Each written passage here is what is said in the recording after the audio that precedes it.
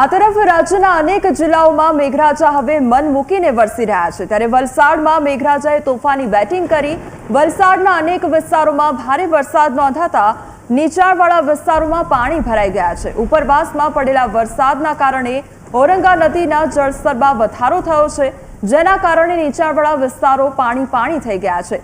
શહેરના બંદર રોડ તેમજ તરિયાવાડ કાશ્મીર નગરમાં પાણી ભરાતા લોકોને ભારે હાલાકી વેઠવાનો વારો આવ્યો છે। આ તરફ પાણી નિકાલની કોઈ વ્યવસ્થા ન હોવાથી પાણી ભરાઈ ગયા છે, જેને લઈ લોકોમાં ભારે રોષ જોવા મળ્યો છે।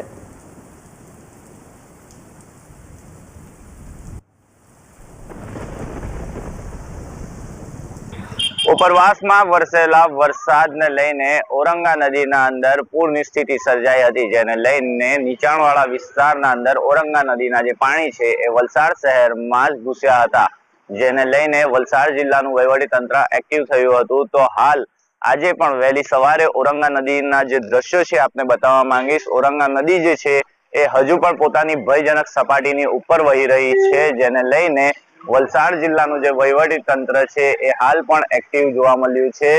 જે પ્રમાણે આપ દ્રશ્યો જોઈ રહ્યા છો, સામે જે છે વલસાડ ઔરંગા નદીનો લો લેવલનો બ્રિજ છે, જે વલસાડના આજે બે શહેર અને જે ગામ છે તેને જોડતો આ લો લેવલનો બ્રિજ છે। તો બાજુમાં જ આવેલું આ કાશ્મીર નગર વિસ્તાર છે, જેના અંદર હજુ પણ ઔરંગા નદીના જે પાણી છે એ હજુ ઓસર્યા નથી, જેને લઈને અહીંના જે નીચાણવાળા વિસ્તારના લોકો છે તેઓને શેલ્ટર હોમ ખાતે ગઈકાલથી જ રાખવામાં આવ્યા છે। 1000 થી વધુ જે લોકો છે તેઓને શેલ્ટર હોમના અંદર રાખવામાં આવ્યા છે, જેઓ હાલ તો તેઓ ઈચ્છી રહ્યા છે કે ક્યારેક હવે ઉપરવાસમાં વરસાદ બંધ થાય અને ઔરંગા નદીનું જે પાણી છે એ વહેલી તકે ઓસરે અને તેઓ પોતાના ઘરે જઈ શકે, તેવું જ તેઓ દ્વારા ઈચ્છા વ્યક્ત કરવામાં આવી રહી છે। તો સાથે જ ઔરંગા નદી જે છે એ હાલ પોતાની ભયજનક સપાટીની ઉપર વહી રહી છે। Heratsinh Rathod, news capital.